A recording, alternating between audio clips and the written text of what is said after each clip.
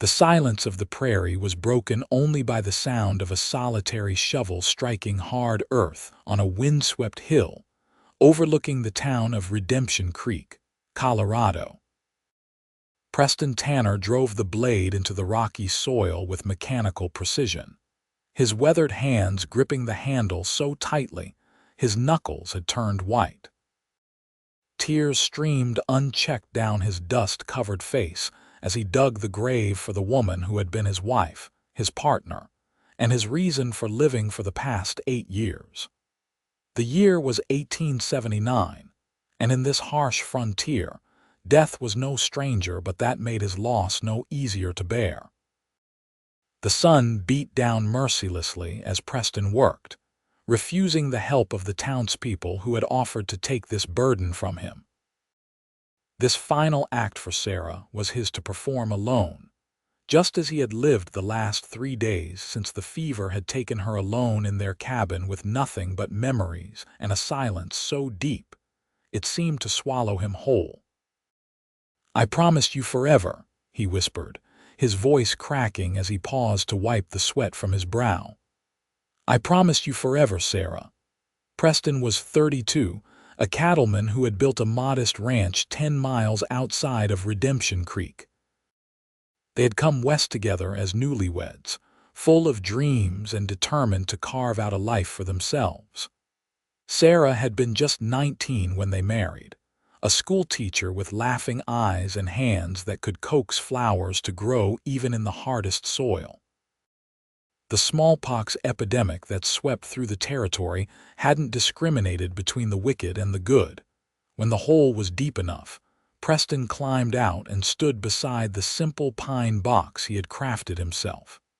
He hadn't allowed anyone to help with that either.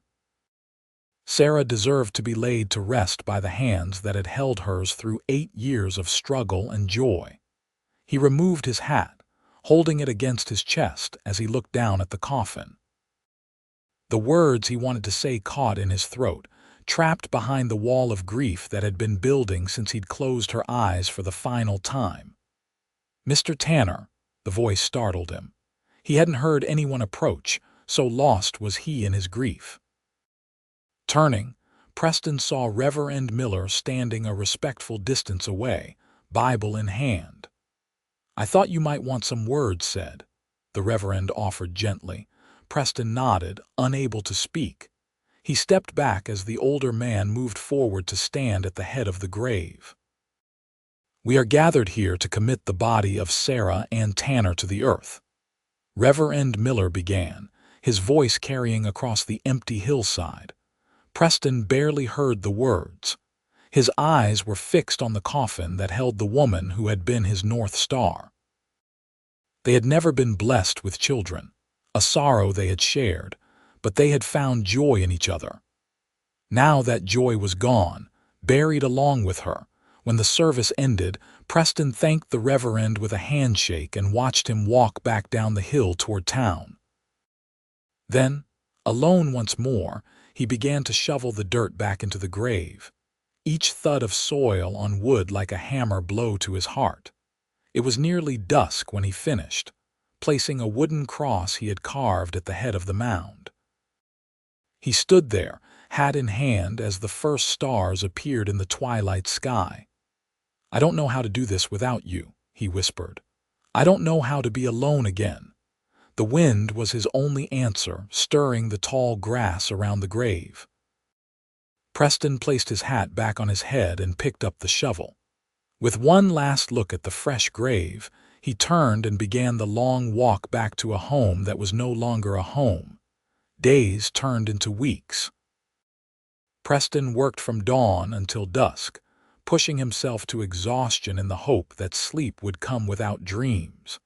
He avoided town when possible, sending his ranch hand Miguel to fetch supplies. The sympathy in people's eyes was more than he could bear. One afternoon in late August, almost 2 months after Sarah's death, Preston was repairing a fence line when he saw a wagon approaching his property. It was unusual to have visitors out this far. Most folks knew he preferred to be left alone, As the wagon drew closer, he recognized Mrs. Hampton from the general store driving it. Beside her sat a woman he didn't know, her face obscured by a bonnet. Preston set down his tools and walked to meet them, his expression guarded.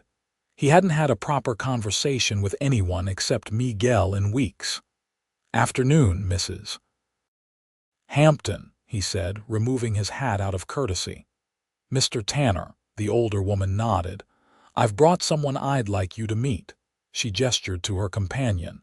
"This is Katherine Evans. She arrived in Redemption Creek last week.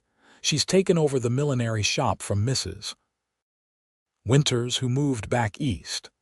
The woman beside her turned, and Preston found himself looking into a pair of clear green eyes set in a face that spoke of its own grief. She was perhaps in her late 20s, with chestnut hair pulled back neatly under her bonnet. "Mr. Tanner," she said with a slight nod. Her voice was soft but steady. "Madam," Preston replied, uncomfortable with the scrutiny. "What brings you out this way?" Mrs. Hampton spoke up brightly, too brightly. "Katherine has brought some preserves for you, peach, I believe. And I thought it would be neighborly to introduce you to." It was then Preston understood. This was an attempt at matchmaking, and his grief immediately turned to anger. "That's very kind, but unnecessary," he said stiffly. "I'm managing just fine on my own." He saw Katherine Evans's expression change, a flush rising to her cheeks. Before Mrs. Hampton could speak again, Katherine placed a hand on the older woman's arm. "I told you this wasn't appropriate, Mrs. Hampton," she said quietly. Then to Preston, "I apologize, Mr. Tanner. This wasn't my idea." There was something in her directness that caught Preston off guard. The anger drained from him, leaving only weariness in its place. "No harm done," he said, although his tone remained cool. Mrs. Hampton looked between them, clearly disappointed that her plan wasn't working. "Well, we should be getting back to town. The jar of preserves is in the wagon. Would you like to get it, Katherine?" Katherine Evans climbed down from the wagon without assistance, retrieving a mason jar from the back. She approached Preston and held it out. "I understand loss, Mr. Tanner," she said quietly so that Mrs. Hampton couldn't hear. "I'm not here looking for a husband. The preserves are simply a kindness, nothing more." Preston took the jar, noting the steady way she held his gaze. There was no pity there, only a kind of recognition. "Thank you," he said, finding he meant it. She nodded once, then turned back to the wagon. As Mrs. Hampton prepared to drive away, Katherine looked back at Preston. "Good day, Mr. Tanner."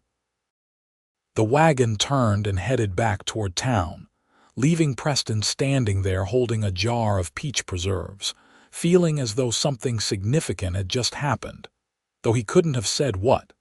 That night, as Preston ate his solitary dinner, he opened the jar of preserves. The sweet scent of peaches filled the cabin, reminding him that there were still good things in the world, even if he had lost the best of them. For the first time since Sarah's death, he slept without nightmares. 2 weeks passed before Preston went into town. He needed supplies that couldn't be postponed any longer, and Miguel was laid up with a bad ankle after a horse had stepped on him. The main street of Redemption Creek was busy with Saturday traffic wagons delivering goods to stores, families doing their weekly shopping, cowboys in from the surrounding ranches looking for entertainment. Preston tied his horse outside the general store and stepped inside, immediately feeling uncomfortable with the way conversations paused at his entrance. He nodded curtly to those who greeted him and went about his business as quickly as possible. As he was loading his purchases onto his horse, he spotted Katherine Evans coming out of her millinery shop across the street. She was helping an elderly lady down the steps, supporting her with gentle care. Something about the simple kindness of the gesture made him pause in his task. When the older woman was safely on her way, Katherine looked up and saw Preston watching. She gave him a small, reserved smile and a nod of acknowledgement. Without thinking, Preston found himself crossing the dusty street toward her shop. "Miss Evans," he said, removing his hat. "Mr. Tanner," she replied. "It's good to see you in town." Preston shifted uncomfortably. "I wanted to thank you for the preserves. They were very good." "I'm glad you enjoyed them." She studied him for a moment. "Would you care for a cup of coffee? I just brewed a fresh pot." The invitation surprised him. Part of him wanted to refuse and retreat back to the solitude of his ranch, but something in her calm, undemanding manner made him nod. "That would be nice. Thank you." She led him into the shop, a neat establishment with hats of various styles displayed on stands and shelves. A curtain at the back separated the shop from what appeared to be living quarters. She gestured to a small table with 2 chairs in the corner. "Please, sit down. I'll just be a moment." Preston settled awkwardly into the chair, placing his hat on the table. He couldn't remember the last time he'd sat down for coffee with anyone, much less a woman he barely knew. Katherine returned with 2 cups of steaming coffee and placed one before him. "Cream or sugar?" "No, thank you." "Black is fine." She sat across from him, her own cup cradled between her hands. For a moment they sat in silence, but it wasn't the uncomfortable kind Preston had expected. "How long have you been in Redemption Creek?" he finally asked. "Just over a month now," she replied. "I came from Denver." Preston nodded. "And you took over Mrs. Winters's shop?" "Yes. I was a milliner's assistant in Denver for several years. When I heard Mrs. Winters was looking to sell her business, it seemed like an opportunity." She took a sip of her coffee. "And you, I understand you have a cattle ranch." "Yes, about 10 miles west of town. It's not large, but it's mine." It was the first time he'd spoken about his ranch without including Sarah in the description. Katherine seemed to sense the shift in his mood. "Mrs. Hampton told me about your wife," she said gently. "I'm very sorry for your loss." Preston looked down at his coffee. "Thank you." There was another pause, and then Katherine spoke again, her voice soft but clear. "I lost my husband 2 years ago. Influenza. We were married for 5 years." Preston looked up at her, seeing for the first time the shadow of grief that lingered behind her composed exterior. "I'm sorry," he said, meaning it. She nodded. "Everyone says time heals, but I've found that's not quite right. You just learn to carry it differently." The simple truth of her words struck Preston deeply. It was the first time since Sarah's death that someone had spoken about grief in a way that made sense to him. "Yes," he agreed quietly. "That's it exactly." They finished their coffee in a companionable silence, and when Preston left the millinery shop, he found himself walking a little lighter than when he'd entered. Over the next several weeks, Preston found reasons to go into town more frequently. Each time, he would stop by Katherine's shop for a cup of coffee. Their conversations were simple at first, discussions about the weather, local news, or business matters. Gradually, they began to share more personal thoughts. Katherine told him about her husband, Robert, a bank clerk who had loved books and music. She spoke of their life in Denver, of the plans they had made for a future that never came. Preston, in turn, began to speak of Sarah haltingly at first, but with increasing ease as he found in Katherine a listener who truly understood. "She loved wildflowers," Preston said one afternoon in October as they sat drinking coffee. The shop was closed for lunch and they had the space to themselves. Every spring she would fill the house with them, said they brought the outdoors inside. Katherine smiled. "Robert used to read to me in the evenings, poetry mostly. I didn't always understand it, but I loved the sound of his voice." These exchanges became a lifeline for Preston, a chance to remember Sarah without drowning in grief.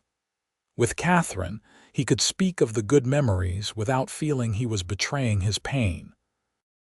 One crisp November day, Preston rode into town with a specific purpose. He tied his horse outside the millinery and entered to find Katherine serving a customer, a young woman trying on a blue bonnet. "It suits you beautifully, Mrs. Collins," Katherine was saying. "The color brings out your eyes."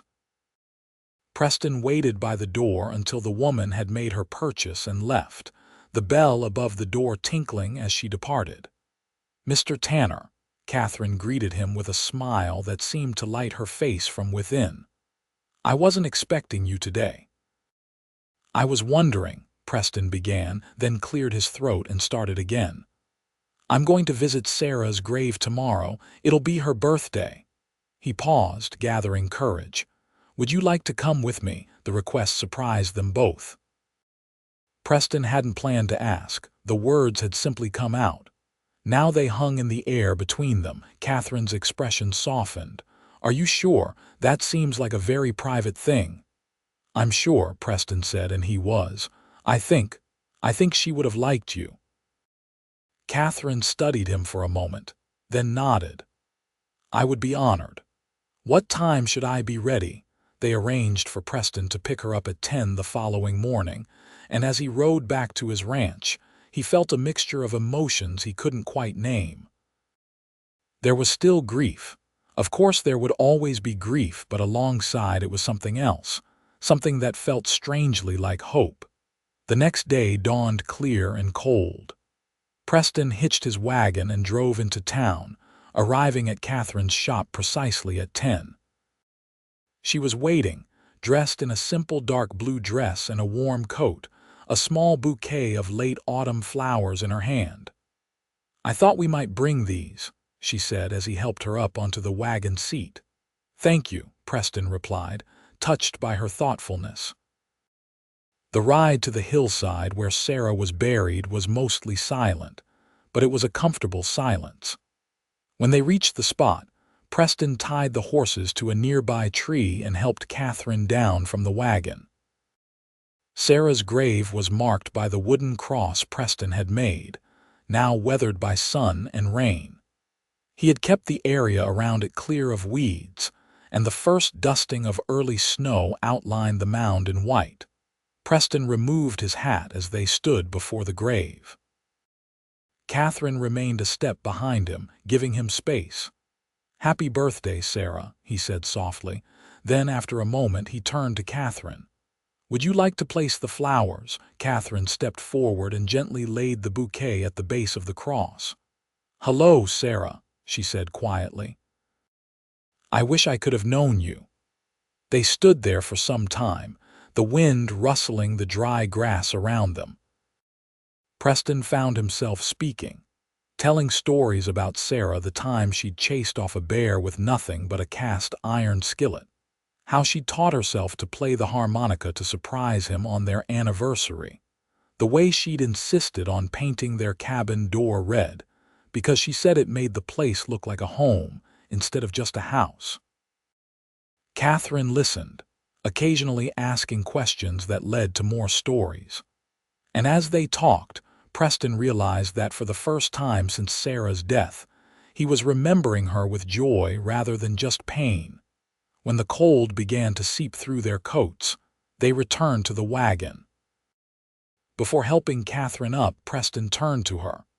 "Thank you for coming with me today," he said, his voice rough with emotion. Katherine looked up at him, her green eyes clear and direct. "You don't have to grieve alone anymore, Preston," she said softly. "Neither of us does." It was the first time she had used his given name, and something shifted between them in that moment. Preston reached out hesitantly and took her gloved hand in his. "No," he agreed. "I suppose we don't." As winter settled over the Colorado territory, Preston and Katherine fell into a pattern. He would come to town twice a week, sometimes for supplies, sometimes just to see her. They would have coffee in her shop, and occasionally she would join him for dinner at the town's small restaurant. They spoke often of their lost spouses, But increasingly, their conversations turned to other topics, books they had read, places they had been or hoped to see, their daily lives and work. Preston found himself looking forward to these visits, planning what he would tell her about his days on the ranch. Christmas approached, and Redemption Creek came alive with decorations and preparations. The general store displayed candies and toys from back east, and the saloon was festooned with pine boughs and red ribbons. Even the most hardened cowboys seemed to soften around the edges as the holiday neared. Preston had not celebrated Christmas the previous year, the wound of Sarah's death still too fresh. This year, however, he found himself stopping to look at the displays in the store windows, wondering what Katherine might like. A week before Christmas, Katherine asked him an unexpected question during one of their coffee sessions. "What are your plans for Christmas Day, Preston?" He hesitated, having given it little thought. "I suppose Miguel and I will have dinner at the ranch. Nothing special." Katherine set down her cup. "Would you consider joining me instead? Mrs. Hampton has invited me to dinner with her family, but—" She paused. "I'd rather spend the day with you if you're willing." The invitation warmed Preston more than he cared to admit. "I'd like that," he said. "But are you sure you want to miss Mrs. Hampton's dinner? I imagine she puts on quite a spread." Katherine smiled. "I'm sure. I was thinking we could have dinner at my place. It's small, but I'm a decent cook." "Then I accept," Preston said, returning her smile. "Should I bring anything?" "Just yourself," she replied. Then, with a hint of mischief in her eyes, "And perhaps Miguel if he'd like to join us. No one should be alone at Christmas." Preston nodded, grateful for her inclusion of his ranch hand who had no family of his own. "He'd be honored, as am I." Christmas Day arrived with a fresh blanket of snow that transformed the landscape into a glistening wonderland. Preston and Miguel rode into town in the wagon, both dressed in their Sunday best, bringing with them a small pine tree Preston had cut from his land, and a bottle of good whiskey he'd been saving for a special occasion.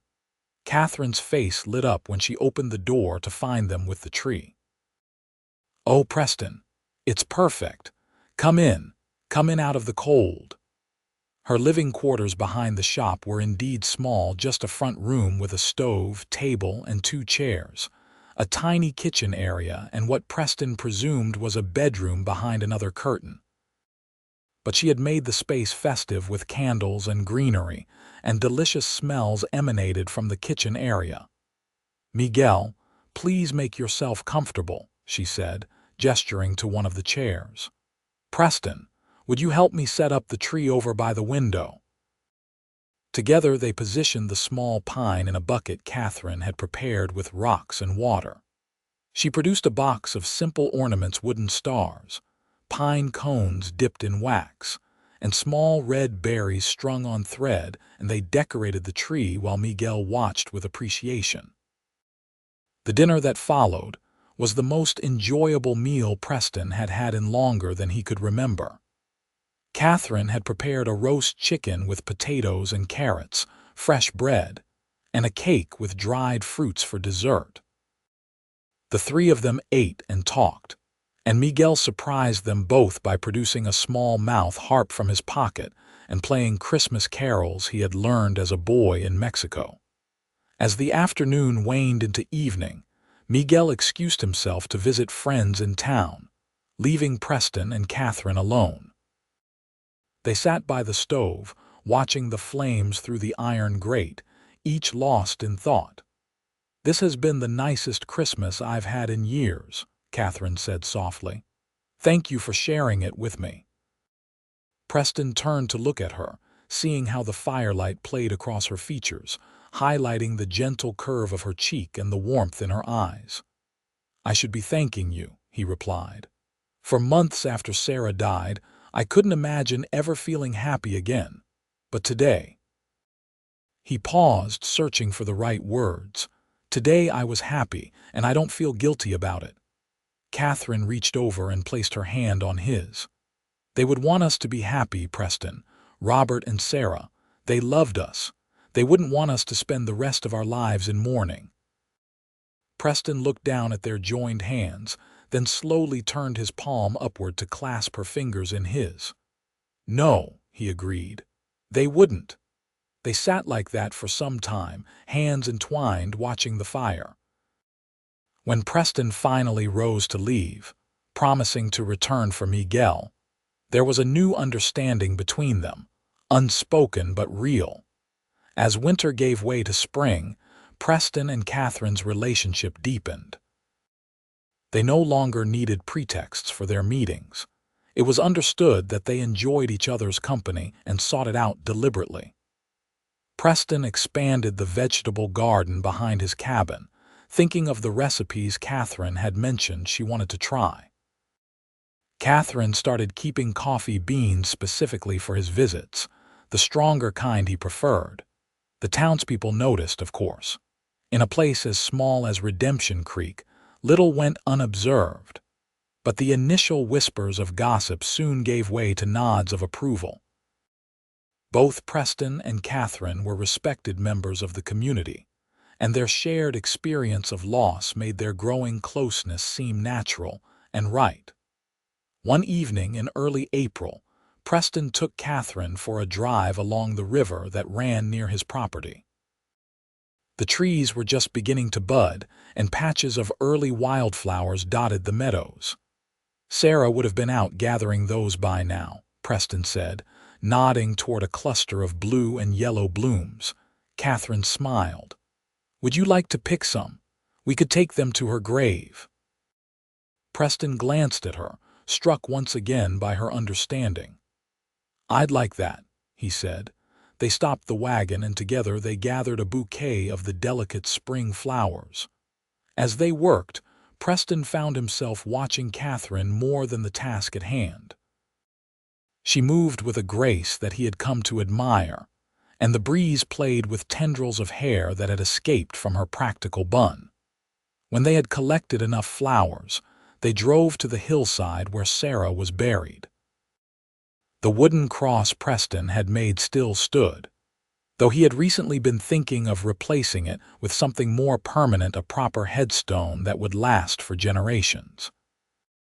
They placed the wildflowers at the base of the cross, and Preston stood with his hat in his hands, Katherine a respectful distance away. But this time, instead of feeling the crushing weight of grief, Preston felt a gentle sadness mixed with gratitude for the years he had shared with Sarah. After a few moments of silence, he turned to Katherine and held out his hand. She came to stand beside him, her hand warm in his. I think she would be pleased, Katherine said softly, looking at the bright flowers against the dark earth. Yes, Preston agreed. She would be. As they walked back to the wagon, Preston kept hold of Katherine's hand. At the wagon, before helping her up, he paused. Katherine, he began, his voice uncertain, I've been thinking. She waited, her eyes on his face, patient as always. I've been thinking that I'd like to court you properly, he continued. If you're agreeable. A smile spread across Katherine's face, lighting her eyes. I'm very agreeable, Preston Tanner, she said. He leaned down and kissed her then, a gentle, questioning kiss that she returned with equal tenderness. When they parted, Preston rested his forehead against hers for a moment, feeling a sense of peace he had thought lost forever. I never expected to find happiness again, he said quietly. Nor did I, she replied. But here we are. Here we are, he echoed, helping her up into the wagon. As they drove back toward town in the gathering dusk, the first stars appearing in the eastern sky, Preston felt a certainty growing within him. The love he had for Sarah would always be part of him, but his heart had room for new love for Katherine, for the future, for the life they might build together.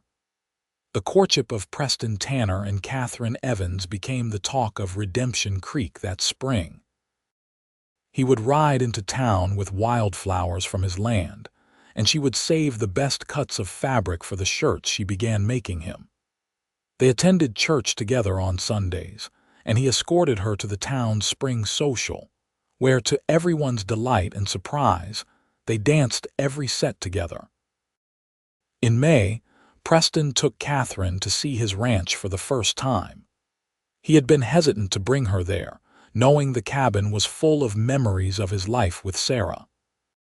But as Katherine walked through the rooms, running her hands over the furniture Preston had built and admiring the red door Sarah had insisted upon, her presence seemed to ease rather than disturb those memories. "It's a beautiful home, Preston," she said as they stood on the porch, looking out over the pastures where his cattle grazed. "It needs a woman's touch again," he replied, watching her face carefully. "It needs you, Katherine." She turned to him, her eyes questioning. "What are you saying?" Preston took her hands in his. "I'm asking if you would consider becoming my wife. I know it might seem too soon, and if you need more time, I understand. But I love you, Katherine Evans." "I didn't think I would ever say those words to anyone again, but I love you, and I want to share my life with you." Tears welled in Katherine's eyes, but her smile was radiant. "It's not too soon," she said. "Not when you've helped me learn to live again instead of just existing." She squeezed his hands. "Yes, Preston, I would be honored to become your wife." Preston pulled her into his arms, holding her close as emotion overwhelmed him. "Thank you," he whispered against her hair. "Thank you for bringing light back into my life." They were married on a bright June morning in the small church in Redemption Creek. The whole town turned out for the occasion, filling the pews and spilling out onto the steps. Katherine wore a simple dress of ivory silk that she had made herself, with tiny wildflowers woven into her hair instead of a veil. Preston stood waiting for her at the altar, his heart hammering in his chest, Miguel beside him as his best man. When Katherine walked down the aisle toward him, Preston felt a moment of déjà vu. He had stood in a church once before, watching another bride approach. But this was different. He was different. The love he felt for Katherine wasn't a replacement for what he had lost. It was something new, built on the foundation of shared understanding and mutual respect. Reverend Miller performed the ceremony, his words emphasizing not just the joy of new beginnings, but the strength it takes to find love after loss. When Preston and Katherine exchanged their vows, their voices were steady and sure, each word a promise they intended to keep for as long as they both lived. The celebration afterward was held in the town square, with tables of food contributed by nearly every household in Redemption Creek. Preston and Katherine moved among their friends and neighbors, accepting congratulations and well wishes. When the music started, Preston led his new wife onto the makeshift dance floor for their first dance as husband and wife. "Happy?" he asked softly as they moved to the gentle melody. "Very," she replied, her eyes shining. "And you?" "More than I ever thought possible again," he said honestly. As the day waned into evening, Preston and Katherine slipped away from the celebration and headed toward his now their ranch. They rode side by side on horseback, Katherine having changed from her wedding dress into a practical riding outfit she had prepared for the journey. The sun was setting as they crested the hill that overlooked the property. Preston reined in his horse, and Katherine did the same beside him. Together they gazed down at the cabin with its distinctive red door, the barn and corrals, the fields stretching toward the mountains in the distance. "Welcome home, Mrs. Tanner," Preston said, reaching across to take her hand. Katherine's fingers tightened around his. "It already feels like home," she said, "because you're here." They rode down the hill together as the first stars appeared in the darkening sky, toward the home they would share, and the life they would build together, a life neither had expected to find after such profound loss, but one they would treasure all the more for knowing its true value. The first year of their marriage passed in a blur of shared work and newfound joy. Katherine brought her millinery skills to the ranch, setting up a small workshop in what had been a storage room. Word spread about her talent, and women from surrounding ranches, and even from towns as far as 20 miles away, would make the journey to have a hat made by Mrs. Tanner. Preston expanded his herd and built a larger barn with Miguel's help. The ranch prospered under their joint care, and the cabin transformed as Katherine added her own touches: new curtains, braided rugs, shelves for the books they both enjoyed reading in the evenings. In the fall, they visited both Sarah's grave and the small marker Preston had placed on his property in memory of Katherine's first husband, Robert. They placed flowers at each site and stood together in respectful remembrance. The visits were no longer painful pilgrimages, but peaceful acknowledgments of the people who had shaped their lives. "I've been thinking," Katherine said one evening as they sat on the porch watching the sunset, her head resting against Preston's shoulder, "about family." Preston turned to look at her, sensing the significance in her tone. "What about family?" Katherine took his hand and placed it gently over her abdomen. "Our family is going to grow, Preston, by next spring." For a moment, Preston couldn't speak, overwhelmed by a surge of emotions: joy, fear, wonder, gratitude. "A baby," he finally managed, his voice barely a whisper. Katherine nodded, her eyes searching his face. "Are you pleased?" Preston gathered her into his arms, holding her as if she were the most precious thing in the world, which to him she was. "Please doesn't begin to describe it," he said, his voice thick with emotion. I'm overjoyed, Katherine. A baby, our baby." He had long ago given up the dream of fatherhood. Sarah had never conceived during their years together, and they had come to accept that they would be childless. Now, at 34, Preston was to become a father after all. The months that followed were filled with preparations.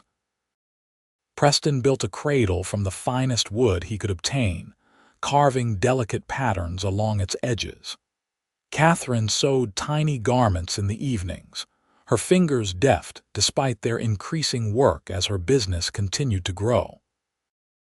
Miguel, who had become like family to them both, constructed a rocking horse that he painted in bright colors, a gift for the child who would become the heart of the ranch. Katherine's pregnancy progressed well, though the winter months confined her more to the cabin than she would have liked. Preston fussed over her, insisting she rest and bringing her whatever food she craved, no matter how odd the combination. "You're going to spoil me," she laughed one evening as he presented her with pickles and apple butter, a combination she had mentioned in passing. "That's my intention," he replied with a smile, placing a gentle hand on her rounded belly. "Both of you." As spring approached, they prepared the small room adjacent to their bedroom for the baby. Preston built shelves for toys and books, and Katherine hung a quilt she had pieced together from scraps of fabric, meaningful to them both: a piece of her wedding dress, material from one of his old shirts, even a small square from a dress that had belonged to Sarah, which Preston had kept in a trunk. "Are you sure?" he had asked when she suggested including it. "I'm sure," Katherine had replied firmly. "She was part of your life, Preston, part of what made you the man I love. Our child should know that." In early April, just as the first wildflowers were beginning to bloom on the hillsides, Katherine went into labor. The midwife from town had been staying with them for the past week in anticipation of this moment, and she took charge with calm efficiency. Preston was banished to the front room of the cabin, where he paced for hours, jumping at every sound from the bedroom. Miguel kept him company, offering silent support and occasional words of encouragement. "Women have been doing this since the beginning of time, patron," he said as Preston wore a path in the floorboards. "Senora Katherine is strong." Preston nodded, trying to take comfort in the words. But as Catherine's labor stretched from hours into a day, his anxiety grew. When he heard her cry out in pain, it took all his willpower not to burst into the room. Finally, as the sun was setting on the second day, the midwife appeared in the doorway, her face tired but smiling. "You have a daughter, Mr. Tanner," she said. "A beautiful, healthy daughter." Preston felt his knees weaken with relief and joy.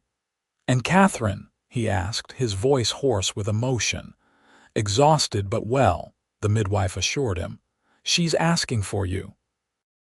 Preston entered the bedroom to find Katherine propped up against pillows, her face pale but radiant with a joy he had never seen before. In her arms was a tiny bundle wrapped in a soft blanket.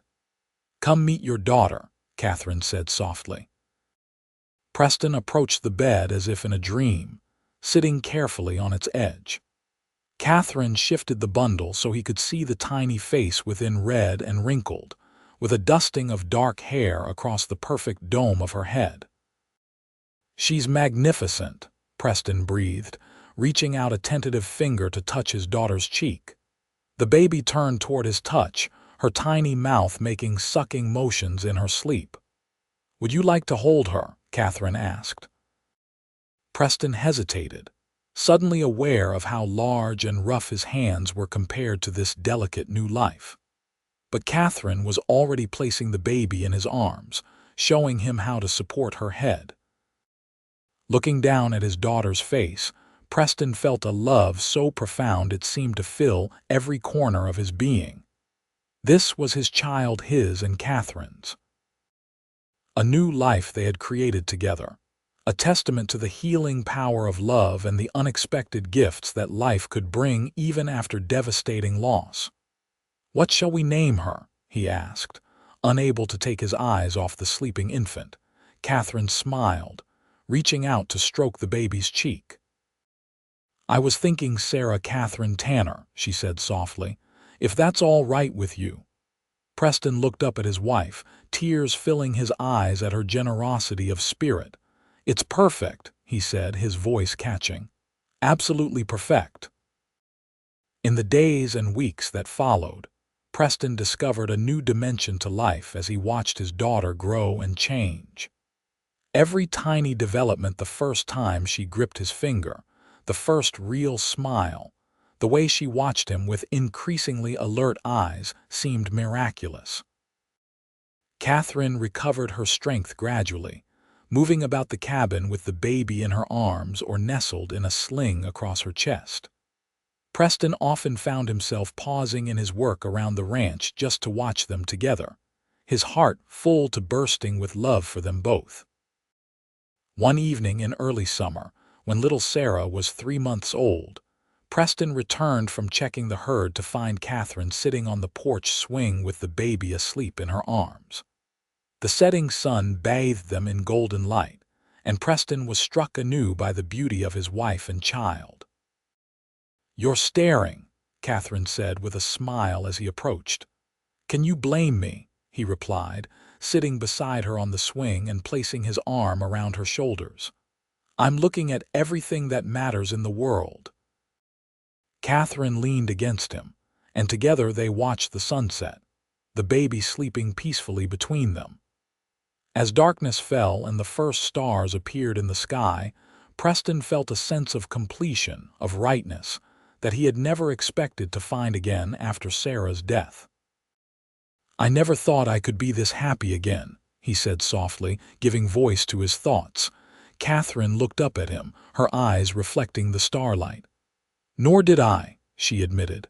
"After Robert died, I thought that part of my life was over." She glanced down at their sleeping daughter. "But life has a way of surprising you." "That it does," Preston agreed. He pressed a kiss to Katherine's temple. "Thank you for showing me that grief doesn't have to be forever, that it's possible to honor the past while embracing the future." "We helped each other," Katherine said simply. "And now we have little Sarah to help us remember what truly matters." Preston nodded, watching as his daughter stirred in her sleep, her tiny lips pursed in a dream. "What truly matters?" he echoed. They sat together on the porch until the night grew cool. A family forged from loss but strengthened by love, their future stretching before them bright with promise under the vast canopy of stars. As the years passed, the Tanner family grew and prospered. Little Sarah was joined by a brother, Robert Preston, 2 years later, and then by another sister, Emily Grace, 3 years after that. The ranch expanded as Preston acquired additional land and increased his herd. Catherine's millinery business thrived, with her hats becoming sought after throughout the territory. They built a larger house as their family grew, though they kept the original cabin with its red door as a guest house and a reminder of their beginnings. The hillside where the first Sarah was buried became a peaceful garden, a place of remembrance rather than grief. Preston and Katherine never forgot the loves they had lost, but they created a new love that was equally profound. They faced the challenges of life on the frontier together, droughts and harsh winters, illness and financial setbacks, drawing strength from each other and from the family they had built. On their 20th wedding anniversary, Preston took Katherine back to the spot by the river where he had first asked her to marry him. They were older now, with strands of gray in their hair and lines of experience etched into their faces, but the love between them had only deepened with time. "Do you ever regret it?" Preston asked as they sat on a blanket by the water, watching the play of sunlight on the surface. "Saying yes to a widowed cattleman all those years ago." Katherine turned to him, her green eyes as clear and direct as they had been when they first met. "Not for a single moment," she said. "You gave me a second chance at happiness, Preston. A family. A home. How could I ever regret that?" Preston took her hand, his fingers entwining with hers in a gesture that had become as natural as breathing over the years. "You saved me, Katherine," he said quietly. "That day on the hillside when you told me I didn't have to grieve alone anymore, you gave me hope when I thought all hope was gone. We saved each other," she corrected gently. "And look at all we've built together." Preston followed her gaze toward the ranch in the distance, where their children were now almost grown, Sarah preparing to attend college back east, Robert working alongside his father with dreams of expanding the ranch further, and Emily showing signs of inheriting her mother's artistic talents. "A good life," Preston said with satisfaction. "A blessed life. And still so much more to come," Katherine added, leaning her head against his shoulder. Preston wrapped his arm around her, holding her close as the afternoon sun warmed their faces. "Yes," he agreed, "so much more to come." In that moment, as in countless moments over their years together, Preston felt profound gratitude for the unexpected turn his life had taken from the depths of solitary grief to the richness of shared love. Katherine had been right that day long ago on the hillside. He didn't have to grieve alone. And in choosing to open his heart again, he had found not just comfort but joy, not just companionship but passionate love, not just existence but a life fuller and more meaningful than he could have imagined in his darkest days. As the sun began to set, casting long shadows across the land they both loved, Preston and Katherine Tanner walked hand in hand back toward their home, toward their family, toward the future they continued to build together, one day, one moment, one act of love at a time.